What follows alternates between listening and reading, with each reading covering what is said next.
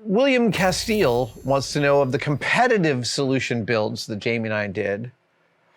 Was there one that I was most proud of, or one that I was happiest that I won, or bummed that I lost? And which of Jamie's was I most amazed by? Okay, it's a bunch of questions. The one I am proudest of and happiest that I won, Concrete Airplane. And I know I did well because Jamie rejected the entire thing at the end. He was like, oh, none of it makes any sense, which is what Jamie did whenever I won. Bummed that I lost. You need to know this about me as a producer is like, I want the audience to have a great time with what we're filming.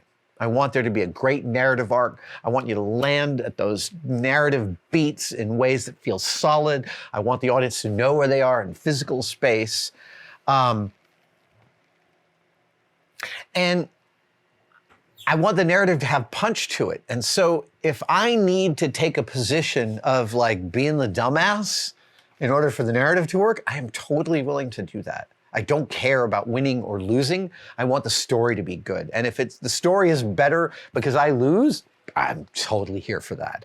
So I joke that I'm always willing to be the villain Gotham needs. Honestly, one of the dumbest plot points ever. But I am always willing to take one for the team and be the useful idiot in the narrative because someone's got to be. And like honestly, I'm always ready to follow my sword for a good story. Vicky Bligh wants to know, did I ever think that I would do so many physical stunts when I agreed to do the show? Not even remotely. I had no idea there would be any physical stunts when we did the show. That was some of the most fun part about doing the show was the physical stuff. Working with your body is difficult. And there were many situations in which I had to teach my body how to do stuff. Okay, I'll give you this example. We're doing a duct tape boat story where we're building whitewater. Oh, right, it's Duct Tape Canyon, Escape from Duct Tape Canyon. And so we're riding on Class 5 rapids with 2 boats made out of duct tape and bubble wrap. And we're up in the American River.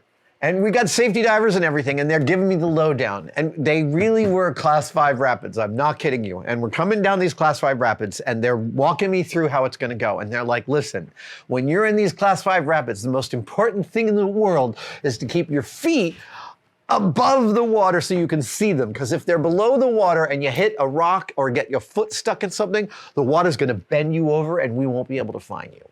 Which sounds terrifying. And they're like, so that's really important that you keep your toes visible above the water. But in this particular Class 5 rapid, if you dump between here and here, you're going to need to do the opposite of keeping your feet up because of that you could land on this rock and you're going to want your feet underneath you, etc. So this is like a heady mix of like, okay, so the most important thing is that I do this unless I am in this very small zone, in which case I do precisely the opposite because doing the thing you told me is super important could hurt me. We went and did that stunt. My boat ditched right where they told me. My brain and my body remembered what they were supposed to do and did them. I am so happy with this engine. I really remember coming out of the water and being like, thank you, body. Thanks for remembering the things that I needed to do to stay safe. And honestly, I think that's what stunt work really is. Randy Lamb is the stunt person who taught me and Jamie how to jump off buildings at 25 feet, not too tall. But we jumped off buildings into an airbag for several days under Randy's amazing instruction. And Randy had been a stunt person on many things, including Xena Warrior Princess. And he told us about one in which he had to. So the goal in stunt work is you always want to fall on the bag on your back. You always want to fall on the bag on your back, spread eagle. You're distributing the load of your impact as widely as you can. The airbag is taking it, and so are all the extremities of your body. The thing is when you're falling, going into a spread eagle pose is not what your body wants to do. And it's amazing that some people are able to do this work in midair. And Randy described a stunt in Xena where he kicked off from a cliff and he had, 40 feet to hit this bag. And when he's kicking off the cliff, I think he's going like I think I can't remember if there's some way in which he's like flipping 180 to look down at the bag. And when he does, he looks down and thinks, oh, I'm not going to make it.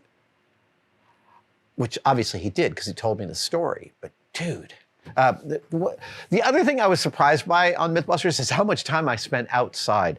I don't know if you know this about me, but I have barely any pigmentation in my skin. I am under this shirt. Much of my skin is translucent. And so me and the sun do not get along very well. And I don't like being outdoors. Look, I love being outdoors, but also the sun has caused me a lot of problems in my life. So I stay shielded from it. On MythBusters, we were on location at least one day a week for 13, 14 years. And I got one sunburn actually I got two sunburns doing the show. In Telluride, Colorado, I got a sunburn on the inside of my nose from light bounce off the snow, which is a horrifying sunburn to get. And in the Seesaw Saga story, in the dry dock there in Mare Island, I was welding something and I was sitting on a beam while welding it with a stick welder, and I had a tear in my jeans here. And the light from the weld gave me a 2nd-degree sunburn on my leg. Maybe it's 1st degree. Maybe I'm exaggerating. J-Man says, I'm curious about the catchphrases or lines do most people repeat back to you from MythBusters? It's funny that you ask, because there are catchphrases people ask me to write on their autographs. Actually, and I was in Australia last year, and I was signing autographs, and like everyone coming up was asking me to write down, the only difference between science and screwing around is writing it down, which is a lot to write. And a whole bunch of people in the first couple of hours were asking for that phrase. And I remember saying, hey, are the volunteers suggesting this phrase to people? And it turned out that they were.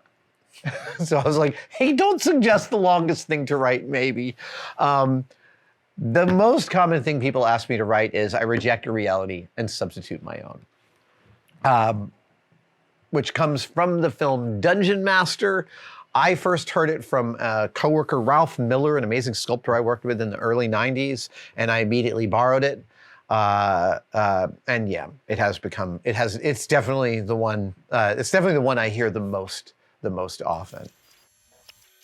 Thank you guys so much for watching, and I wanted to briefly mention that you could become a tested member. I know, everybody is competing for you to become a member of their thing. What I want to express to you is that the Tested membership has become such an important part of the Tested family. We get tremendous feedback from the Tested members, and they expand the stories that we can tell and the things that we have access to. And you can become a part of it right now by clicking on the link below. See you in the chat.